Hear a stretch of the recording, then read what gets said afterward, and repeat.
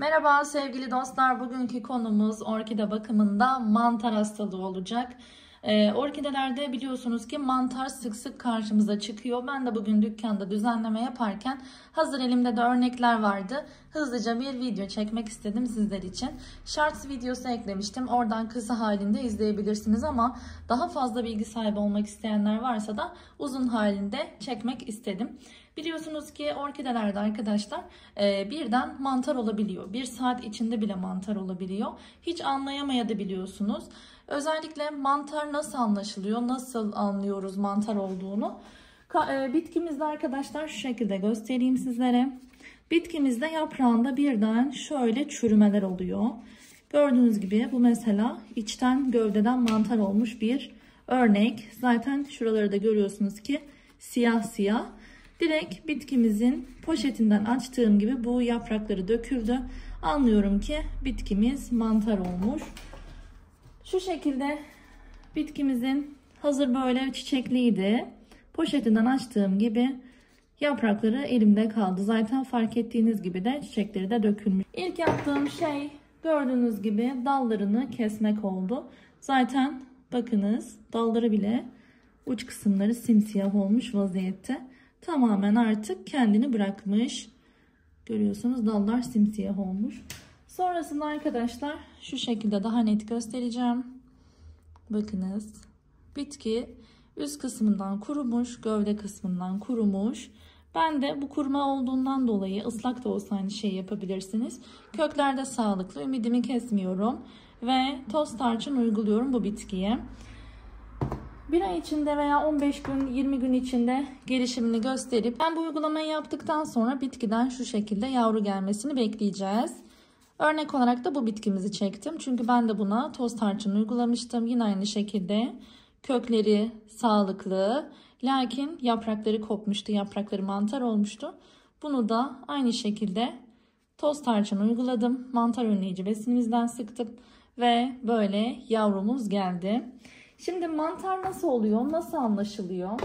Bunu ayrıntılı bir şekilde öğretmek istiyorum sizlere bilmeyenler için.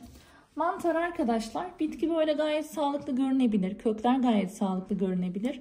Ama gördüğünüz gibi bakın şöyle birden gövde kopuyor. Alt yapraklar sararıp düşüyor. Örnek olarak da şu bitkimizde göstermek istiyorum.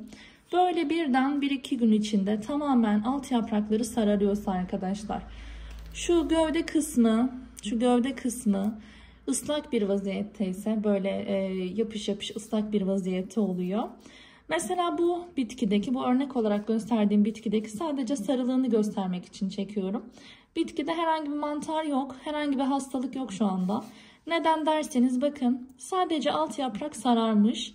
Bunu kopartıp aldığımızda herhangi bir ıslaklık elimize gelmiyor. Elimize ıslaklık gelmiyorsa arkadaşlar bitki mantar değildir. Bunu da söyleyeyim tekrardan. Her gördüğünüz yaprak sarılığı mantar mıdır? Hayır. Veya her gördüğünüz gövdedeki siyahlık mantar mıdır? Değildir arkadaşlar.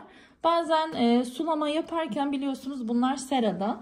Fiskiyelerle sulanıyorlar. Çok hortumlarla artık sulama mekanizmalarıyla sulanıyor. Yaprak aralarına da su kaçıyor. Yaprak aralarında da su kalıyor. Ama devamlı olarak ilaçlanıyor arkadaşlar orkideler üretimde. Bu yüzden bazen mantara döner gibi oluyor ama sonrasında ilaçlandığı için o mantara dönen bölge kuruyor arkadaşlar. Bu yüzden sadece o kısımda siyahlık kalıyor. Yani her gördüğünüz siyahlık mantar değildir. Mantar eğer aktifse içten doğru bitkiyi öldürmeye doğru gider. Ama aktif değilse, mantar olup kuruduysa endişe yapmayın. Şimdi bu görseldeki bitkimiz, bugün düzenlerken fark ettim bunu.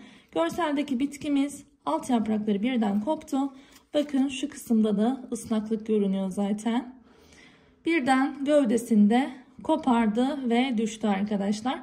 Şimdi elimizde fungusit içerikli bir ilaç yoksa veya mantar önleyici sprey besinimiz falan yoksa ne yapıyoruz? İlk etapta ev ortamında herkesin evinde toz tarçın vardır diye düşünüyorum.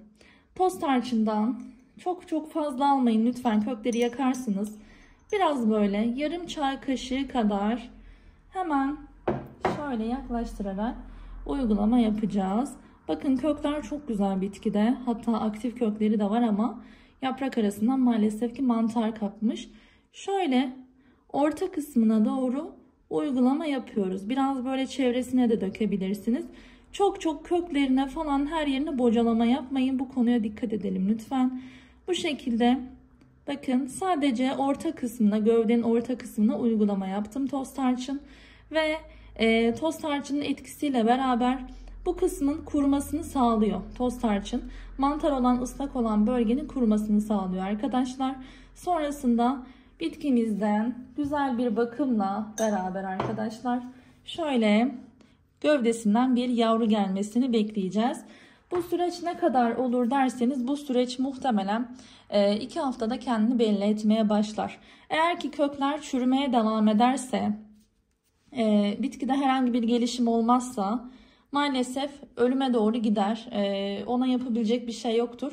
Bunlar böyle son denemelerimiz. Hani son olarak kurtarmaya çabalamamız. Kesinlikle ümidinizi kesmeyin. Yine kökler grileştikçe sulamaya devam edin. Çok da ıslak bırakmayın mantar olmuş bitkiyi. Ben bu bitkimde kökler kuruduğu zaman birazcık sulama yapacağım. Hafif yeşillendiğinde alacağım arkadaşlar. Ve ben bunları çok bol aydınlık olan, diğer bitkim de aynı şekilde bakın. Bol aydınlık olan bir yere konumlandıracağım. Ve tekrar yavru gelmesini bekleyeceğim. Bu ikisini de ben gelişimini hep birlikte takip edelim diye bu ikisini de bol ışık alan bir yere konumlandıracağım. Bakalım bitkimizde ne olacak, çok merak ediyorum. Ve sonrasında arkadaşlar bunları böyle anlattım. Orkidelerde sadece gövdeden mantar oluyor. Hayır arkadaşlar, yaprak mantarı olabiliyor. Yaprak mantarında İlerleyen zamanlarda ben size tekrardan anlatırım. Örneklerle beraber gösteririm. Sadece anlatmak değil, ben örneklerle beraber sizin daha iyi anlamanıza, daha güzel orkide bakabilmenize yardımcı olmak istiyorum aslında. Yaprak mantarları da şöyle, yapraklarda lekeler oluyor, benekler olabiliyor. Çok farklı veya ıslaklık, erime gibi olabiliyor.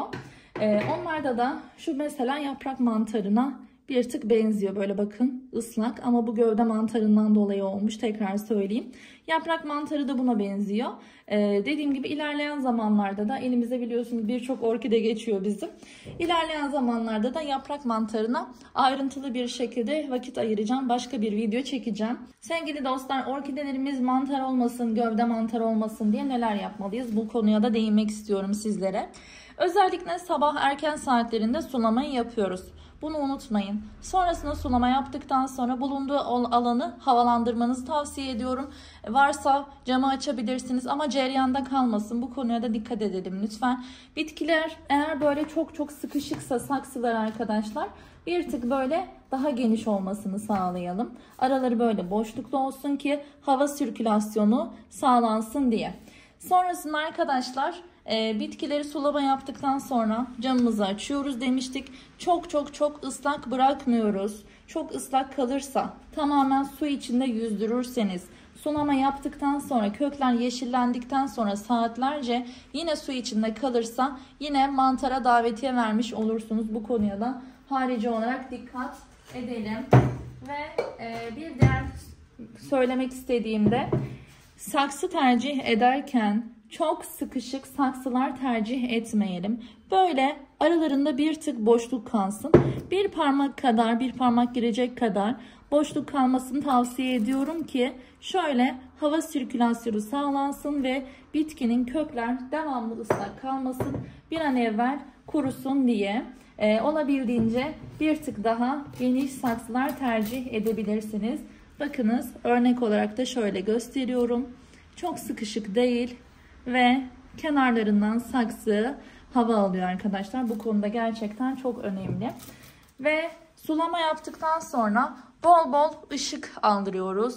Bol ışık seviyor orkideler. Bu konunun üstüne basarak tekrar söylemek istiyorum. Her gördüğünüz videoyu orkidenizde uygulama yapmayın. Orkideleriniz kobay değil arkadaşlar. Deneme tahtası değil, deneme ürünü değil. Güvenmediğiniz, tanımadığınız, bilmediğiniz yerlerdeki videoları uygulama yapmayın bitkilerinize. İnanın çok yanlış bilgiler görüyorum. Çok üzülüyorum.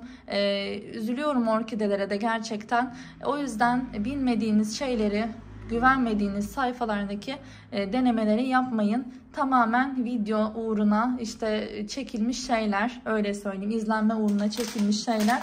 O yüzden ben hem orkide bakımınızı istiyorum, hem orkide satıyorum zaten ve hepinizin uzun yıllar boyunca çok güzel orkide bakmanızı istiyorum arkadaşlar.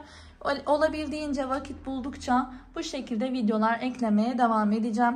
Bizi takipte kalın. Beğeni yapıp abone olup yorum yaparsanız çok sevinirim. Destekleriniz bizim için çok kıymetli.